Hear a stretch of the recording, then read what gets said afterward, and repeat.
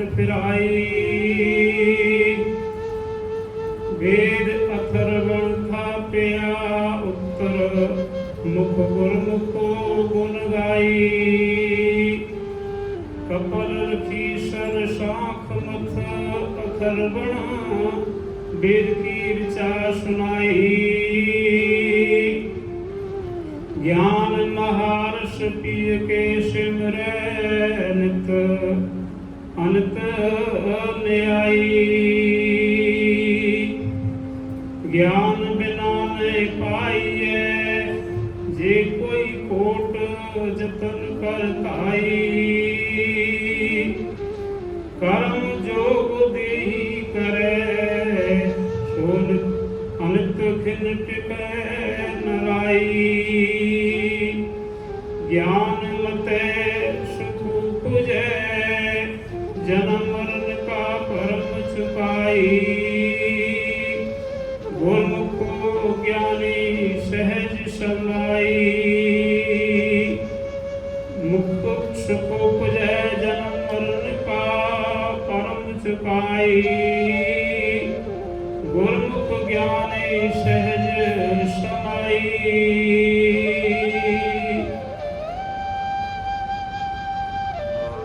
जी का खालसा वाहिगुरु जी की फतेह। परम सम्मानियो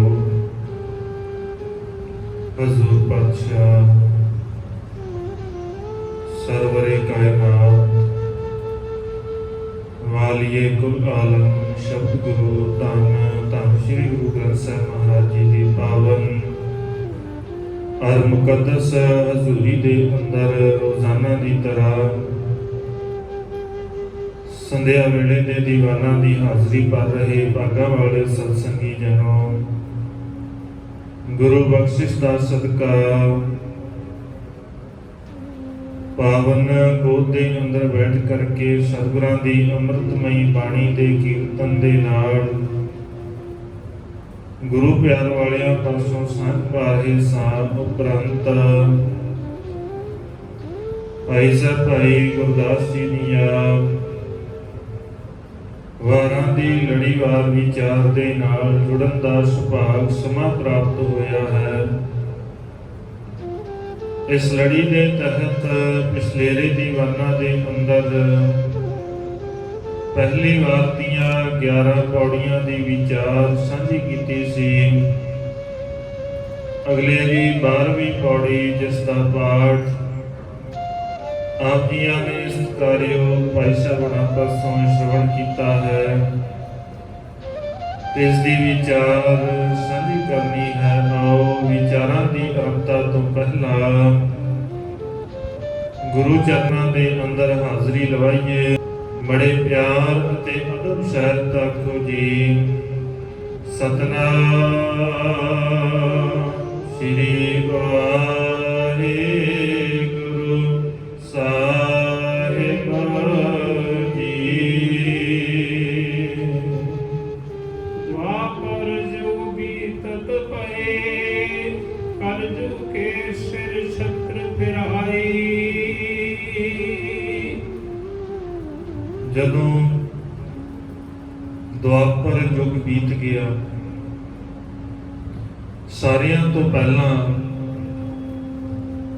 सनातनी मत के अनुसार जिहड़ा उन्होंने समय नूं वंडिया है, उसे ही समय की वंड की गल भाई गुरदास जी करते हैं। क्योंकि शुरुआत जदों भी असीं समय की करते हैं, भावें गुरु नानक साहब महाराज के जीवन की भी गल करिए तो जो शुरुआत लड़ीवार विचार की गल गुरु नानक साहब महाराज के जीवन की चलती है, उस तो पहला सतगुरां दे आगमन तो पहला की जो दशा है वो राजनीतिक होवे, वो समाजिक दशा होवे, भावें वो धार्मिक दशा होवे, उहदी गल कीती जाती है।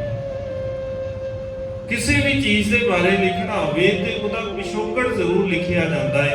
इदां ही भाई गुरदास जी ने भी जदों वारां दी आरंभता कीती, पहला सनातनी मतां दी गल कीती है भी उन्हां दी इह फिलॉसफी है, वो इदां मनदे।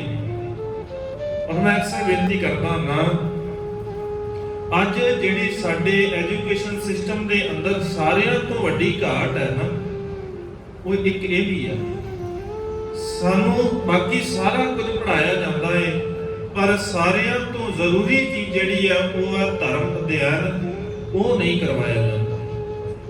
ਉਹ ਇੱਕ ਸਾਰਿਆਂ ਤੋਂ ਜ਼ਰੂਰੀ ਚੀਜ਼ ਹੈ ਜਿਹਨੂੰ ਛੱਡਿਆ ਹੋਇਆ ਹੈ, ਜਿਹਦੇ ਕਰਕੇ ਅੱਜ ਸਾਰੇ ਪਾਸੇ ਕਿਉਂਕਿ ਸ਼ੁਰੂਆਤ ਤੇ ਉੱਥੋਂ ਹੀ ਹੋਣੀ ਸੀ ਨਾ। ਬੱਚਾ ਸਾਰਾ ਦਿਨ 8 ਘੰਟੇ 6 ਘੰਟੇ 5 ਘੰਟੇ ਸਕੂਲ ਦੇ ਅੰਦਰ ਰਹਿੰਦਾ ਹੈ, ਕਾਹਦੇ ਵਾਸਤੇ? ਸਿੱਖਣ ਵਾਸਤੇ। ਉੱਥੋਂ ਹੀ ਜਿਹੜੀ ਅਸਲ ਸਿੱਖਿਆ ਹੈ ਉਹ ਨਹੀਂ ਮਿਲਦੀ।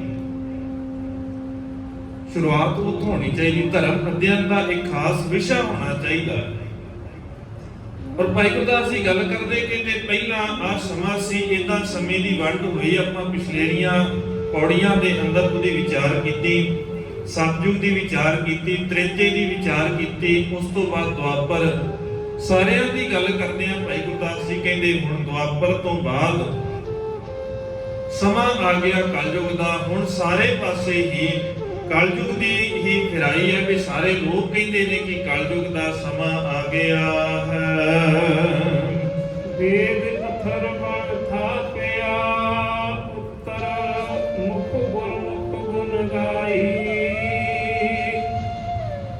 ਹੁਣ ਕਲਯੁਗ ਦੇ ਅੰਦਰ ਜਿਵੇਂ ਸਤਿਯੁਗ ਦੇ ਅੰਦਰ ਰਿਗਵੇਦ ਦੀ ਗੱਲ ਚੱਲਦੀ ਸੀ, ਇਦਾਂ ਹੀ ਬਾਕੀ ਦੋਵਾਂ ਜਗ੍ਹਾ ਦੇ ਵਿੱਚ ਵੀ ਕਿ ਦੋਵਾਂ ਯੁਗਾਂ ਦੇ ਅੰਦਰ ਐਸ ਵੇਦ ਦੀ ਗੱਲ ਹੋਵੇਗੀ। ਕਲਯੁਗ ਦੇ ਅੰਦਰ ਕਹਿੰਦੇ ਹੁਣ ਅਥਰਵਣ ਵੇਦ ਜਿਹੜਾ ਹੈ, ਚੌਥਾ ਵੇਦ, ਹੁਣ ਉਹਦੀ ਗੱਲ ਨੂੰ ਮੰਨਿਆ ਜਾਂਦਾ ਹੈ।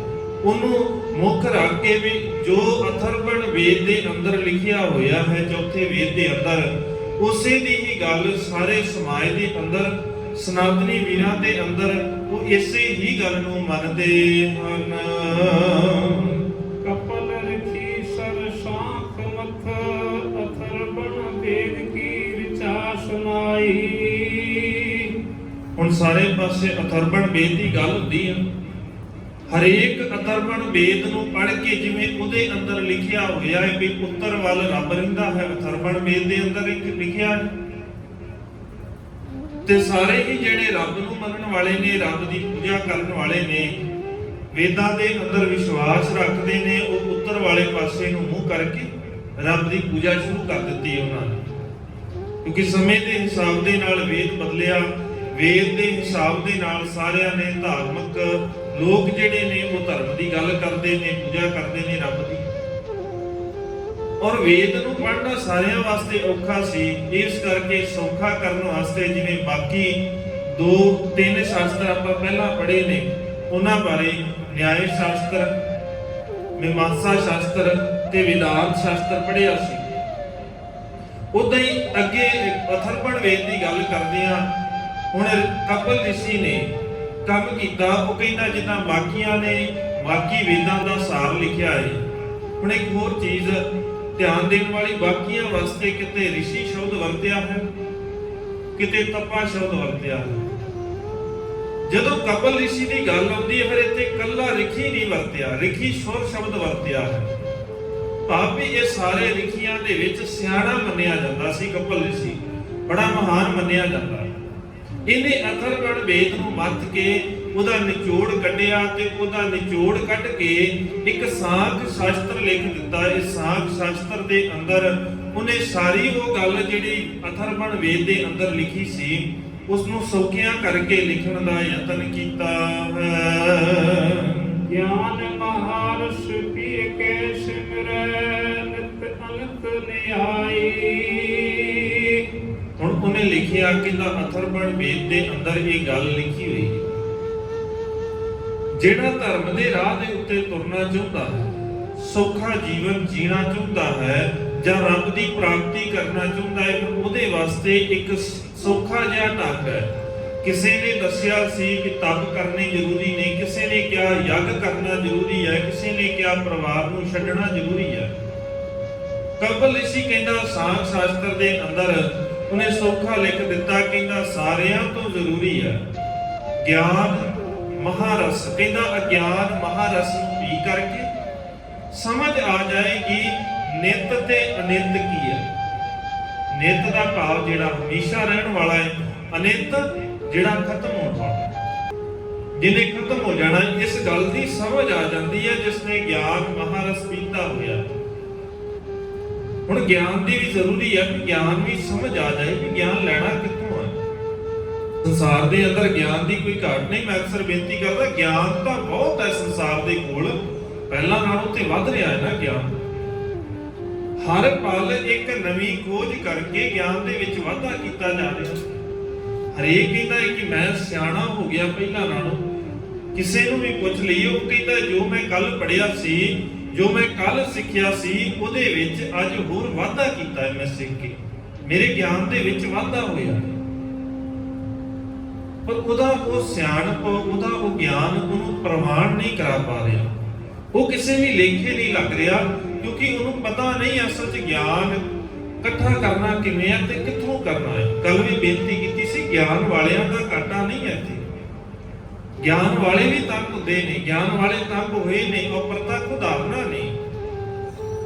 ਜੋਗੀਆਂ ਦੇ ਕੋਲ ਗਿਆਨ ਆਇਆ, ਉਹਨਾਂ ਨੇ ਆਮ ਦੁਨੀਆ ਨੂੰ ਮਾੜਾ ਕਹਿਣਾ ਸ਼ੁਰੂ ਕਰ ਦਿੱਤਾ। ਗਿਆਨ ਇਕੱਠਾ ਕਰਨ ਵਾਲੇ ਜਦੋਂ ਧਾਰਮਿਕ ਆਗੂਆਂ ਨੇ ਗਿਆਨ ਇਕੱਠਾ ਕਰ ਲਿਆ, ਉਹਨਾਂ ਨੂੰ ਲੱਗਾ ਕਿ ਸਾਡੇ ਤੋਂ ਸਿਆਣਾ ਕੋਈ ਨਹੀਂ ਹੈ, ਤੇ ਦੂਜਿਆਂ ਨੂੰ ਮੂਰਖ ਬਣਾ ਕੇ ਲੁੱਟਣਾ ਸ਼ੁਰੂ ਕਰ ਦਿੱਤਾ। ਗਿਆਨ ਸੀ ਤਾਂ ਹੀ ਤਾਂ ਲੁੱਟਿਆ ਨਾ, ਗਿਆਨ ਹੈਗਾ ਸੀ ਤਾਂ ਹੀ ਤਾਂ ਹੋ ਰਿਹਾ ਨਾ। ਬਿਨਾਂ ਗਿਆਨ ਤੋਂ ਤਾਂ ਹੋ ਹੀ ਨਹੀਂ ਸਕਦਾ। ਜੇ ਕਿਸੇ ਨੇ ਮੰਨ ਲਓ ਵੀ ਕੋਈ ਡਾਕਟਰ ਹੈ, ਹੁਣ ਡਾਕਟਰ ਨੇ ਬੰਦੇ ਨੂੰ ਜਿਉਂਦਿਆਂ ਵੀ ਰੱਖਣਾ ਹੈ ਤੇ ਉਹਦਾ ਕੋਈ ਨਾ ਕੋਈ ਅੰਦਰੋਂ ਅੰਗ ਵੀ ਕੱਢ ਲੈਣਾ ਹੈ। ਹੁਣ ਆਮ ਬੰਦੇ ਦੇ ਵਾਸਤੇ ਤਾਂ ਨਹੀਂ ਆ ਨਾ, ਮਾੜੇ ਬੰਦੇ ਦੇ ਵਾਸਤੇ ਤਾਂ ਨਹੀਂ। ਜਿਹਨੂੰ ਗਿਆਨ ਹੈਗਾ ਸੀ ਤੇ ਉਹਨੇ ਇੱਕ ਦਾ ਅੰਗ, ਉਹਨੂੰ ਪਤਾ ਸੀ ਵੀ ਆਹ ਕੱਢ ਲਵਾਂਗਾ, ਨਾ ਤੇ ਕਿਸੇ ਨੂੰ ਪਤਾ ਲੱਗਣਾ ਹੈ, ਨਾ ਇਹਨੂੰ ਪਤਾ ਲੱਗਣਾ, ਇਹਨੇ ਜਿਉਂਦਿਆਂ ਵੀ ਰਹਿਣਾ। ਗਿਆਨ ਸੀ ਤਾਂ ਉਹ ਅੰਗ ਕੱਢ ਲਿਆ। ਗਿਆਨ ਹੈਗਾ ਸੀ ਇੱਕ ਵਕੀਲ ਦੇ ਕੋਲ, ਉਹਨੇ ਇੱਕ ਕਰਪਟ ਬੰਦੇ ਨੂੰ, ਇੱਕ ਡਿੱਗੇ ਹੋਏ ਕਿਰਦਾਰ ਦੇ ਬੰਦੇ ਨੂੰ, ਜਿਹਨੇ ਸਾਰੀ ਜ਼ਿੰਦਗੀ ਮਾੜੇ ਕਰਮ ਕੀਤੇ ਨੇ, ਜਿਸ ਨੇ ਉਹਦੇ ਉੱਤੇ ਕੇਸ ਪਿਆ, ਉਸ ਗਿਆਨ ਦੇ ਨਾਲ ਹੀ ਉਹਨੂੰ ਸਹੀ ਵਾਲੇ ਪਾਸੇ ਤੋਂ ਵੀ ਸਹੀ ਵਾਲੇ ਨੇ ਤੇ ਉਹਨੂੰ ਸਜ਼ਾ ਦਿਵਾਉਣੀ ਸੀ ਨਾ, ਪਰ ਉਹਨੇ ਸਹੀ ਵਾਲੇ ਨੂੰ ਆਪਣੇ ਗਿਆਨ ਦੇ ਨਾਲ ਹਰਾ ਕਰਕੇ ਉਹਨੂੰ ਬਾਇੱਜ਼ਤ ਬਰੀ ਕਰਾ ਲਿਆ।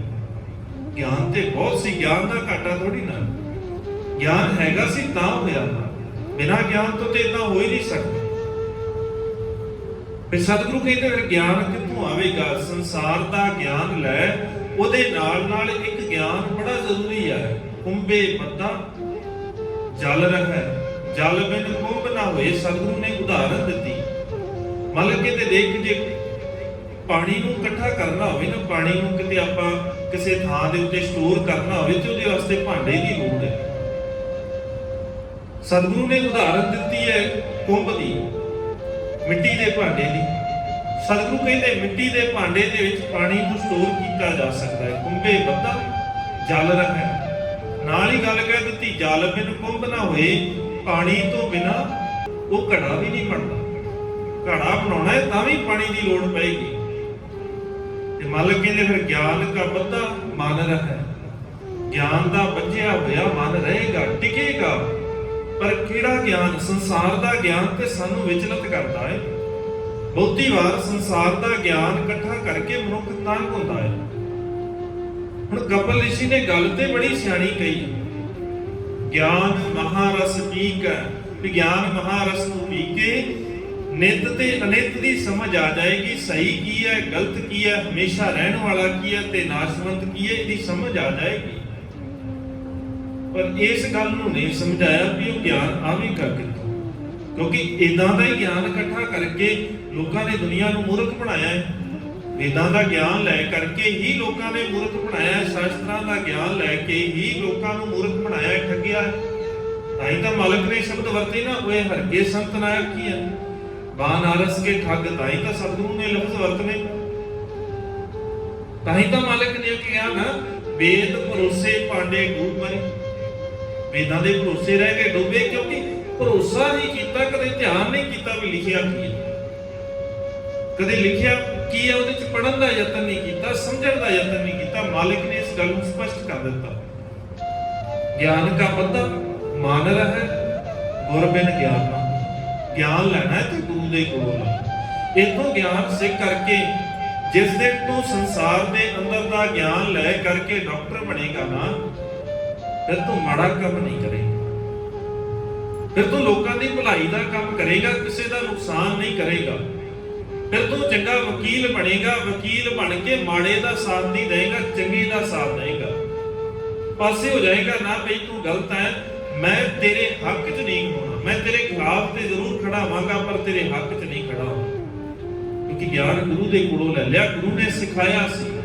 ਅੱਜ ਬੜੇ ਇਦਾਂ ਦੇ ਨੇ ਸਮੇਂ ਦੇ ਉੱਤੇ ਨਾ, ਜਦੋਂ ਕਿਸੇ ਦੇ ਉੱਤੇ ਕੋਈ ਜਿਹੜਾ ਰਾਜਨੀਤਿਕ ਆਗੂ ਹੋਵੇ ਜਾਂ ਜਿਹਦਾ ਨਾਮ ਬੜਾ ਹੋਵੇ, ਹੁੰਦਾ ਨਾ ਕਈ ਵਾਰ ਪਹਿਲਾਂ ਤੇ ਕਿਸੇ ਨੇ ਬੋਲਿਆ ਨਹੀਂ, ਕੋਈ ਨਹੀਂ ਬੋਲਦਾ ਉਹ। ਜਦੋਂ ਉਹਦੇ ਉੱਤੇ ਕੋਈ ਕੇਸ ਪੈ ਜਾਂਦਾ ਹੈ ਨਾ, ਰੌਲਾ ਜਿਹਾ ਪੈ ਜਾਂਦਾ ਇੱਕ ਵਾਰ, ਫਿਰ ਦੇਖਿਆ ਜੀ ਕਿੰਨੇ ਆਉਂਦੇ ਆ ਜੀ, ਫਿਰ ਵੀਡੀਓ ਬਣਾ ਕੇ ਲਾਈਵ ਹੋ ਕੇ ਕਿੰਨੇ ਜਾਣੇ ਦੱਸਦੇ ਆ ਕਿ ਇਸ ਬੰਦੇ 'ਚ ਆ ਵੀ ਖਰਾਬੀ ਆ ਜੀ, ਇਸ ਬੰਦੇ ਨੇ ਆ ਵੀ ਗਲਤੀ ਕੀਤੀ ਆ, ਇਹ ਆ ਵੀ ਗਲਤ ਕਰਦਾ ਸੀ। ਭਾਈ ਪਹਿਲੋਂ ਕਿੱਥੇ ਸੀ? ਜੇ ਗੁਰੂ ਦੇ ਕੋਲੋਂ ਸਿੱਖਿਆ ਹੋਵੇਗਾ ਤੇ ਸਤਿਗੁਰੂ ਕਹਿੰਦੇ ਨੇ ਸੱਚ ਸੁਣਾਏ ਸੀ, ਸੱਚ ਕੀ ਬੇੜਾ। ਜਦੋਂ ਸੱਚ ਬੋਲਣ ਦਾ ਸਮਾਂ ਆਵੇ ਨਾ, ਉਦੋਂ ਬੋਲਿਆ ਕਰ, ਬਾਅਦ ਦੇ ਵਿੱਚ ਤੇ ਬੜੇ ਬੋਲਦੇ ਨੇ। ਫਿਰ ਕੀ ਕਰੇਗਾ ਬੋਲ ਕੇ? ਇੱਥੇ ਮਰਨ ਤੋਂ ਬਾਅਦ ਸੱਚ ਬੋਲਣ ਲੱਗ ਜਾਂਦੇ ਨੇ ਵੀ ਇਹ ਬੰਦਾ ਜੀ ਗਲਤ ਸੀ, ਇਹ ਬੰਦਾ ਸਹੀ ਸੀ। ਪਹਿਲਾਂ ਕਿਉਂ ਨਹੀਂ ਬੋਲੇ? ਮਜ਼ਾ ਤੇ ਤਾਂ ਸੀ ਨਾ, ਆਨੰਦ ਤੇ ਤਾਂ ਸੀ ਜਦੋਂ ਸੱਚ ਬੋਲਣ ਦਾ ਸਮਾਂ ਆਇਆ, ਉਦੋਂ ਸੱਚ ਬੋਲਣਾ। ਸਾਂਖ ਰਿਸ਼ੀ ਨੇ ਗੱਲ ਕਹੀ, ਤਾਂ ਕਪਿਲ ਰਿਸ਼ੀ ਨੇ ਗੱਲ ਕਹੀ ਸਾਂਖ ਸ਼ਾਸਤਰ ਦੇ ਅੰਦਰ, ਕਹਿੰਦਾ ਵੀ ਗੱਲ ਤਾਂ ਜ਼ਰੂਰੀ ਹੈ, ਗਿਆਨ ਹੋਣਾ ਬਹੁਤ ਜ਼ਰੂਰੀ ਹੈ, ਔਰ ਗਿਆਨ ਦੇ ਨਾਲ ਹੀ ਸਮਝ ਆਏਗੀ ਵੀ ਸਹੀ ਕੀ ਹੈ। ਹਮੇਸ਼ਾ ਰਹਿਣ ਵਾਲਾ ਇੱਕ ਅਕਾਲ ਪੁਰਖ ਹੈ, ਬਾਕੀ ਸਭ ਕੋਈ ਨਾਸ਼ਵੰਤ ਹੈ, ਕੁਝ ਨਹੀਂ ਰਹਿਣਾ ਇੱਥੇ ਸੰਸਾਰ ਦੇ ਅੰਦਰ।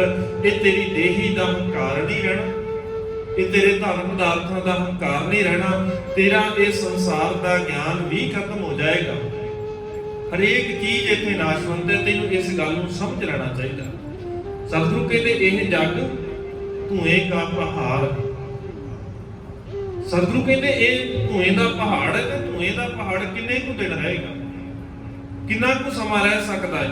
ਜਿੰਨਾ ਚਿਰ ਤੱਕ ਅੱਗ ਬਲਦੀ ਉਹਨਾਂ ਚਿਰ ਤੱਕ ਰਹੇਗਾ। ਜਿਸ ਦਿਨ ਅੱਗ ਬੁਝ ਗਈ ਉਸੇ ਦਿਨ ਖਤਮ। ਜਿਸ ਦਿਨ ਅਕਾਲ ਪੁਰਖ ਦੀ ਉਹ ਜੋਤ ਇਸ ਸੰਸਾਰ ਦੇ ਅੰਦਰ ਹੈ, ਉਹਨੇ ਦਿਨ ਤੱਕ ਤੇ ਇਹ ਸੰਸਾਰ ਹੈ। ਜਿਸ ਦਿਨ ਉਸ ਅਕਾਲ ਪੁਰਖ ਨੇ ਚਾਹਿਆ ਆਪਣੀ ਜੋਤ ਵਾਪਸ ਖਿੱਚ ਲਈ, ਆਪਣੇ ਆਪ ਨੂੰ ਇਸ ਕਾਇਨਾਤ ਤੋਂ, ਕੁਦਰਤ ਤੋਂ ਪਾਸੇ ਕਰ ਲਿਆ, ਉਸੇ ਦਿਨ ਇਸ ਕੁਦਰਤ ਨੇ ਖਤਮ ਹੋ ਜਾਣਾ, ਇਸ ਸੰਸਾਰ ਨੇ ਖਤਮ ਹੋ ਜਾਣਾ, ਇੱਥੇ ਕੁਝ ਵੀ ਨਹੀਂ ਬਚਣਾ।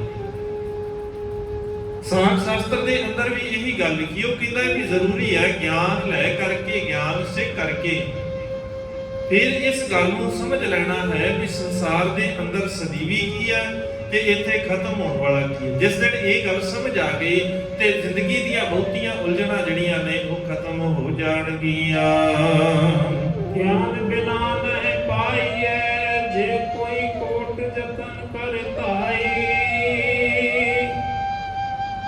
ਭਾਈ ਗੁਰਦਾਸ ਜੀ ਕਹਿੰਦੇ ਕਪਿਲ ਰਿਸ਼ੀ ਨੇ ਇਹ ਗੱਲ ਕਹਿ ਦਿੱਤੀ, ਗਿਆਨ ਤੋਂ ਬਿਨਾ ਨਹੀਂ ਕੁਝ ਵੀ ਪੱਲੇ ਪੈਣਾ। ਕੋਟ ਯਤਨ, ਕਰੋੜਾਂ ਯਤਨ ਕਰ ਲੈ, ਜਿੰਨੇ ਮਰਜ਼ੀ ਧੱਕੇ ਖਾਇਆ, ਜਿੱਥੇ ਮਰਜ਼ੀ ਤੁਰਿਆ ਫਿਰ। ਸਾਂਖ ਸ਼ਾਸਤਰ ਇਹ ਗੱਲ ਕਹਿੰਦਾ ਸਪਸ਼ਟ ਤੌਰ ਦੇ ਉੱਤੇ, ਕੋਟ ਯਤਨ ਕਰ ਲੈ, ਪਰ ਗੁਰੂ ਤੇ ਗਿਆਨ ਤੋਂ ਬਿਨਾ, ਸੱਚ ਤੋਂ ਬਿਨਾ ਤੈਨੂੰ ਕਿਸੇ ਵੀ ਗੱਲ ਦੀ ਸਮਝ ਨਹੀਂ ਆਉਣੀ। ਤੂੰ ਉਸ ਅਕਾਲ ਪੁਰਖ ਵਾਲਾ ਰਸਤਾ ਨਹੀਂ ਸਮਝ ਸਕਦਾ। ਸਤਿਗੁਰੂ ਵੀ ਕਹਿੰਦੇ ਜੇ ਸਮਝਣਾ ਹੈ ਤੇ ਇਹ ਗੁਰੂ ਤੋਂ ਬਿਨਾ ਕੋਈ ਹੋਰ ਨਹੀਂ, ਜਿਹੜਾ ਤੈਨੂੰ ਉਸ ਸੱਚ ਵਾਲੇ ਪਾਸੇ ਤੋਰ ਸਕਦਾ ਹੋਵੇ, ਜਿਹੜਾ ਗੁਰੂ ਵਾਲੇ ਪਾਸੇ ਤੋਰ ਸਕਦਾ ਹੋਵੇ। ਸੰਸਾਰ ਦੇ ਅੰਦਰ ਹੋਰ ਕੋਈ ਨਹੀਂ ਹੈ। ਮਾਲਕ ਕਹਿੰਦੇ ਜੇ ਤੁਰਨਾ ਹੈ ਤੇ ਗੁਰੂ ਦਾ ਗਿਆਨ ਲੈ ਕਰਕੇ ਫਿਰ ਉਸੇ ਰਾਹ ਦੇ ਉੱਤੇ ਤੁਰੀ। ਗੁਰਸਿੱਖ ਮੀਤ ਚਲੋ ਗੁਰ ਚਾਲੀ, ਜੋ ਗੁਰ ਕਹੈ ਸੋਈ ਭਲ ਮਾਨੋ। ਨਹੀਂ ਤੇ ਇੱਥੇ ਬੜਿਆਂ ਨੇ ਯਤਨ ਕੀਤਾ ਹੈ, ਬੜਿਆਂ ਨੇ ਲੱਭਣ ਦਾ ਸੋਚਿਆ ਵੀ ਰੱਬ ਨੂੰ ਲੱਭ ਲਈਏ, ਰੱਬ ਦਾ ਅੰਤ ਲੱਭ ਲਈਏ, ਸ੍ਰਿਸ਼ਟੀ ਦਾ ਅੰਤ ਲੱਭ ਲਈਏ। ਮਾਲਕ ਕਹਿੰਦੇ ਇੱਥੇ ਕੁਝ ਨਹੀਂ ਲੱਭਿਆ।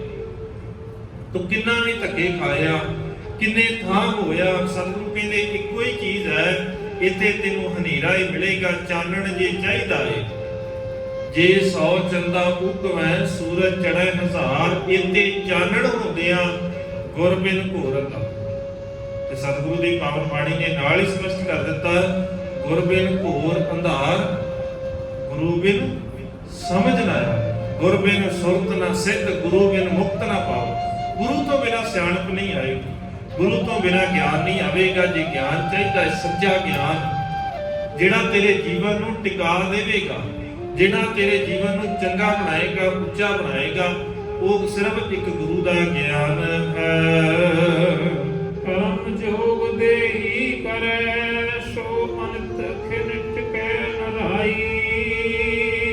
ਜਿਹੜਾ ਸਿਰਫ ਕਰਮ ਯੋਗ ਕਰਮ ਕਾਂਡ ਹੀ ਕਰਦਾ ਰਹੇਗਾ, ਇਹ ਢੰਗ ਅਪਣਾਉਂਦਾ ਰਹੇਗਾ, ਸਾਰੀ ਜ਼ਿੰਦਗੀ ਕਰਮ ਕਾਂਡਾਂ 'ਚ ਉਲਝਿਆ ਰਿਹਾ, ਸਤਿਗੁਰੂ ਕਹਿੰਦੇ ਫਿਰ ਉਹਨੂੰ ਟਿਕਿਆ ਨਾ ਰਾਈ। ਭਾਈ ਗੁਰਦਾਸ ਜੀ ਕਹਿੰਦੇ ਸਾਂਗ ਸ਼ਾਸਤਰ ਕਹਿੰਦਾ ਏ ਫਿਰ ਉਹ ਟਿਕਦਾ ਨਹੀਂ ਹੈ। ਇੱਕ ਰੰਚਕ ਮਾਤਰ ਵਾਸਤੇ ਵੀ ਉਹਦਾ ਮਨ ਨਹੀਂ ਟਿਕ ਸਕਦਾ, ਕਿੰਨੇ ਵੀ ਕਰਮ ਕਾਂਡ ਕਰ ਲਵੇ। ਇਹ ਤੇ ਗੱਲ ਸੀ ਸਾਂਗ ਸ਼ਾਸਤਰ ਦੀ। ਸਤਿਗੁਰੂ ਵੀ ਤੇ ਇਹੀ ਕਹਿੰਦੇ ਭਾਈ ਕਰਮ ਕਾਂਡਾਂ 'ਚ ਨਾ ਪੈ, ਦੁਬਿਧਾ 'ਚ ਨਾ ਤੁਰਿਆ ਫਿਰ। ਉਸੇ ਗੁਰੂ ਗਿਆਨ ਨੂੰ ਮੱਥਾ ਟੇਕਣ ਵਾਲਿਆਂ ਨੇ ਕਹਿਣ ਨੂੰ ਜੀ ਨਹੀਂ ਕਰਦਾ, ਫਿਰ ਮਨ ਉਸੇ ਪਾਸੇ ਤੁਰ ਪੈਂਦਾ ਕਿ ਕਹਿਣਾ ਕਦੋਂ ਆ। ਫਿਰ ਸਤਿਗੁਰੂ ਕਹਿੰਦੇ ਨਾ ਬੋਲ ਸੋ ਤਾਂ ਨੇੜਿਆ ਮੋਹਨ ਕਰ ਧਾਰੀ ਰਾਮ, ਚੁੱਪ ਕਿਉਂ ਕਰ ਜਾਣਾ, ਬੋਲਣ ਦਾ ਵੇਲਾ ਜਦੋਂ ਆਵੇ ਬੋਲਿਆ ਕਰ।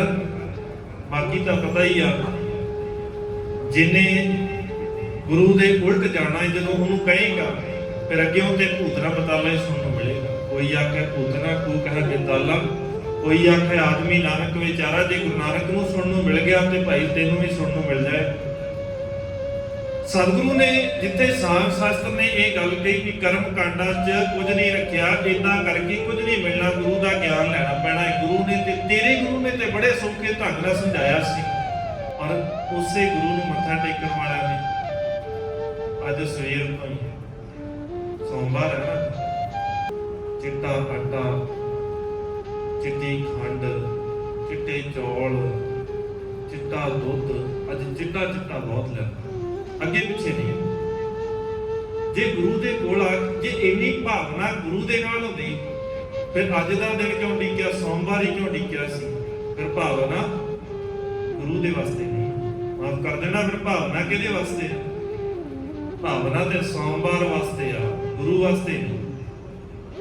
ਜੇ ਗੁਰੂ ਵਾਸਤੇ ਭਾਵਨਾ ਹੁੰਦੀ ਤਾਂ ਫਿਰ ਸੋਮਵਾਰ ਡੀਕਣ ਦੀ ਲੋੜ ਨਹੀਂ ਸੀ ਪੈਣੀ, ਫਿਰ ਮਾਂ ਚੜਾਉਣ ਵਾਸਤੇ ਸ਼ਨੀਵਾਰ ਦੀ ਲੋੜ ਨਹੀਂ ਸੀ ਪੈਣੀ, ਫਿਰ ਪੀਲਾ ਰੰਗ ਚੜਾਉਣ ਵਾਸਤੇ ਬੁੱਧਵਾਰ ਦੀ ਲੋੜ ਨਹੀਂ ਸੀ ਪੈਣੀ, ਫਿਰ ਇਹ ਨਹੀਂ ਸੀ ਲੋੜ ਪੈਣੀ। ਫਿਰ ਭਾਵਨਾ ਗੁਰੂ ਵਾਸਤੇ ਨਹੀਂ, ਫਿਰ ਭਾਵਨਾ ਤੇ ਦੇਣ ਵਾਸਤੇ। ਤੇ ਮਾਲਕ ਕੀ ਕਹਿੰਦੇ ਨੇ, 33 ਵਾਰ ਸੇਵਾ ਮੁਗਤ ਗਵਾਰ, ਮੂਰਖ ਤੇ ਗਵਾਰ ਲੋਕ ਨੇ ਮਾਫ ਕਰਨਾ, ਗੁਰੂ ਦੇ ਬਚਨ ਨੇ। ਸਤਿਗੁਰੂ ਦਾ ਇਹ ਹੁਕਮ ਹੈ ਭਾਈ, ਜੇ ਇਦਾਂ ਕਰਨਾ ਹੈ ਨਾ, ਇਹਨਾਂ ਕਰਮ ਕਾਂਡਾਂ 'ਚ ਅੱਜ ਤੱਕ ਉਲਝਿਆ, ਦਿਨਾਂ 'ਚ ਉਲਝਿਆ ਰਹਿ ਗਿਆ, ਗੁਰੂ ਵਾਲੇ ਪਾਸੇ ਤੇ ਆਇਆ ਹੀ ਨਹੀਂ।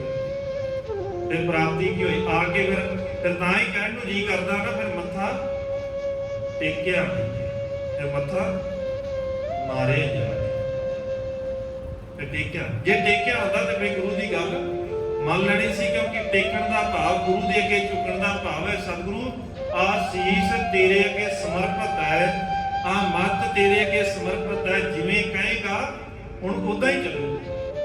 ਚੱਲੀ ਤੇ ਆਏ ਨਹੀਂ, ਫਿਰ ਮੱਥਾ ਟੇਕਿਆ ਤੇ ਆਏ ਨਹੀਂ। ਤਾਂ ਹੀ ਤੇ ਸਤਿਗੁਰੂ ਕਹਿੰਦੇ ਸੇਵਕ ਸਿੱਖ ਪੂਜਣ ਸਭ ਆਵੈ, ਸਭ ਗਾਵੈ, ਹਰ ਹਰ ਊਤਮ ਬਾਣੀ, ਗਾਵਿਆ ਸੁਣਿਆ ਤਿਨ ਕਾ ਹਰ ਥਾਂ ਪਾਵੈ। ਜਿਨ ਸਤਿਗੁਰੂ ਕੀ ਆਗਿਆ ਸਤ ਸਤ ਕਰਮਾਨੀ। ਜੇ ਸਤ ਸਤ ਕੇ ਮੰਨੀ ਨੀਨਾ ਤੇ ਗਾਇਆ ਸੁਣਿਆ ਪੜਿਆ ਜੋ ਮਰਜ਼ੀ ਕਰੀ ਜਾ, ਸਤਿਗੁਰੂ ਕਹਿੰਦੇ ਫਿਰ ਉਹ ਥਾਏ ਨਹੀਂ ਪੈਣਾ। ਜੇ ਥਾਏ ਪਾਉਣਾ ਹੈ ਤੇ ਗੁਰੂ ਦੀ ਆਗਿਆ ਨੂੰ ਸਤ ਸਤ ਕਰਕੇ ਮੰਨਣਾ ਪਵੇਗਾ। ਗਿਆਨ ਮਤੇ ਸੁਖ ਪੂਜੈ, ਜਨਮ ਮਰਨ ਕਾ ਭਰਮ ਚੁਕਾਈ। ਫਿਰ ਉਹ ਗਿਆਨ ਹੀ ਐਸਾ ਹੈ ਜਿਸ ਗਿਆਨ ਦੇ ਨਾਲ ਹਿਰਦੇ ਦੇ ਅੰਦਰ ਦਾ ਭਰਮ ਚਲਾ ਜਾਏਗਾ ਤੇ ਜੰਮਣ ਤੇ ਮਰਨ ਦਾ ਜਿਹੜਾ ਡਰ ਹੈ ਉਹ ਖਤਮ ਹੋ ਜਾਏਗਾ। ਫਿਰ ਨਾ ਤੇ ਇਸ ਗੱਲ ਦਾ ਮਨ ਦੇ ਅੰਦਰ ਖਿਆਲ ਆਏਗਾ ਵੀ, ਕਿਉਂਕਿ ਜਦੋਂ ਵਿਕਾਰ ਹੀ ਨਹੀਂ ਆਇਆ, ਗੁਰੂ ਦੀ ਸਿੱਖਿਆ ਤੇ ਚੱਲਦਿਆਂ ਹੋਇਆਂ ਜੀਵਨ ਚੋਂ ਵਿਕਾਰ ਨਿਕਲ ਗਏ। ਜਿਸ ਦਿਨ ਵਿਕਾਰ ਨਿਕਲੇ ਉਸੇ ਦਿਨ ਹੀ ਜੰਮਣ ਤੇ ਮਰਨ ਦਾ ਡਰ ਖਤਮ, ਜੀਵਨ ਮੁਕਤ ਹੋ ਗਿਆ। ਫਿਰ ਮਰਨ ਤੋਂ ਬਾਅਦ ਦਾ ਡਰ ਨਹੀਂ ਹੈ ਕਿ ਹੁਣ ਕਿਹੜੇ ਨਰਕ ਦੇ ਵਿੱਚ ਪਵਾਂਗਾ ਜਾਂ ਮਰਨ ਤੋਂ ਬਾਅਦ ਕਿਹੜਾ ਸਵਰਗ ਮਿਲੇਗਾ, ਫਿਰ ਇਸ ਗੱਲ ਵਾਲੇ ਪਾਸੇ ਧਿਆਨ ਨਹੀਂ ਹੈ। ਤੇ ਸਤਿਗੁਰੂ ਕਹਿੰਦੇ ਉਹ ਜਿਉਂਦਿਆਂ ਜੀ ਮੁਕਤ ਹੋ ਜਾਂਦਾ ਹੈ। ਇਹੀ ਗੱਲ ਸਾਂਗ ਸ਼ਾਸਤਰ ਕਹਿੰਦਾ ਹੈ ਕਿ ਜਿਸ ਦਿਨ ਸਾਨੂੰ ਇਹ ਸਮਝ ਆ ਗਈ, ਗੁਰੂ ਦਾ ਗਿਆਨ ਮਿਲ ਗਿਆ, ਜੰਮਣ ਤੇ ਮਰਨ ਦਾ ਡਰ ਖਤਮ ਹੋ ਜਾਵੇਗਾ। ਗੁਰਮੁਖ ਗਿਆਨੀ ਸਹਿਜ ਸਮਾਈ। ਫਿਰ ਉਹ ਵੀ ਜਿਹਨੇ ਗਿਆਨ ਲੈ ਲਿਆ ਗੁਰੂ ਦਾ, ਉਹ ਸਹਿਜ ਅਵਸਥਾ 'ਚ ਆ ਜਾਂਦਾ ਹੈ, ਸਹਿਜ ਦੇ ਵਿੱਚ ਸਮਾ ਜਾਂਦਾ ਹੈ। ਤੇ ਸਹਿਜ ਦੀ ਅਕਸਰ ਜੇ ਵਿਆਖਿਆ ਸੌਖੇ ਢੰਗ ਨਾਲ ਸਮਝਣੀ ਹੋਵੇ ਤੇ ਸਹਿਜ ਦੋ ਸ਼ਬਦਾਂ ਤੋਂ ਬਣਿਆ, ਸਹਿ ਤੇ ਜਾ। ਸਹਿ ਦਾ ਭਾਵ ਨਾਲ, ਜੱਜੇ ਤੋਂ ਜਨਮ, ਜਿਹੜਾ ਸੁਭਾਅ ਤੇਰਾ ਜਨਮ ਦੇ ਨਾਲ, ਜਿਹੜਾ ਪੈਦਾ ਹੋਣ ਦੇ ਨਾਲ ਤੈਨੂੰ ਸੁਭਾਅ ਮਿਲਿਆ ਸੀ। ਜਦੋਂ ਬੱਚਾ ਪੈਦਾ ਹੁੰਦਾ ਹੈ, ਉਹਦੇ ਕੋਲ ਨਾ ਤੇ ਈਰਖਾ ਹੈ, ਨਾ ਉਹਦੇ ਕੋਲ ਕੋਈ ਤ੍ਰਿਸ਼ਨਾ ਹੈ, ਨਾ ਕਿਸੇ ਦੇ ਨਾਲ ਵੈਰ ਭਾਵਨਾ ਹੈ, ਨਾ ਉਹਨੂੰ ਬਹੁਤਾ ਫਰਕ ਪੈਂਦਾ ਹੈ ਕਿ ਕੋਈ ਮੈਨੂੰ ਕੀ ਕਹਿ ਗਿਆ। ਸਤਿਗੁਰੂ ਕਹਿੰਦੇ ਇਹੀ ਤਾਂ ਸੀ ਸਹਿਜ ਅਵਸਥਾ। ਜਿਸ ਦਿਨ ਇਹ ਸਹਿਜ ਅਵਸਥਾ ਆ ਗਈ, ਜੋ ਨਰ ਦੁੱਖ ਮੈਂ ਦੁੱਖ ਨਹੀਂ ਮਾਨੈ, ਸੁਖ ਸਨੇਹ ਭੈ ਨਹੀਂ ਜਾਕੈ, ਕੰਚਨ ਮਾਟੀ ਮਾਨੈ, ਨਾ ਨਿੰਦਿਆ ਨਾ ਉਸਤਤ ਜਾਕੈ, ਲੋਕ ਮੋਹ ਮਾਨਾ, ਹਰਕ ਸੋਗ ਤੇ ਰਹਿ ਨਿਆਰੋ। ਇਹ ਸਾਰਾ ਕੁਝ ਜਿਸ ਦਿਨ ਜ਼ਿੰਦਗੀ ਚੋਂ ਨਿਕਲ ਗਿਆ, ਸਤਿਗੁਰੂ ਕਹਿੰਦੇ ਫਿਰ ਤੇਰਾ ਜੀਵਨ ਟਿਕਾ ਵਾਲਾ ਬਣ ਜਾਏਗਾ। ਭਾਈ ਗੁਰਦਾਸ ਜੀ ਕਹਿੰਦੇ ਉਹੀ ਗੁਰਮੁਖ ਹੈ, ਉਹੀ ਸਹਿਜ ਅਵਸਥਾ ਨੂੰ ਪ੍ਰਾਪਤ ਹੋ ਸਕਦਾ। ਸਤਿਗੁਰੂ ਬਖਸ਼ਿਸ਼ ਕਰ। ਵਿਚਾਰਾਂ ਕਰਦਿਆਂ ਹੋਇਆਂ ਬੇਅੰਤ ਭੁੱਲਾਂ ਹੋ ਗਈਆਂ, ਹੋਣਗੀਆਂ, ਰਹਿਮਤ ਕਰਨ, ਬਖਸ਼ ਲੈਣ। ਗੁਰੂ ਕੀ ਸੰਗਤ ਬਖਸ਼ਣ ਯੋਗ ਹੈ, ਬਖਸ਼ ਲੈਣਾ ਜੀ। ਬੁਲਾਓ ਜੀ ਫਤਿਹ। ਆਖੋ ਜੀ ਵਾਹਿਗੁਰੂ ਜੀ ਕਾ ਖਾਲਸਾ, ਵਾਹਿਗੁਰੂ ਜੀ ਕੀ ਫਤਿਹ।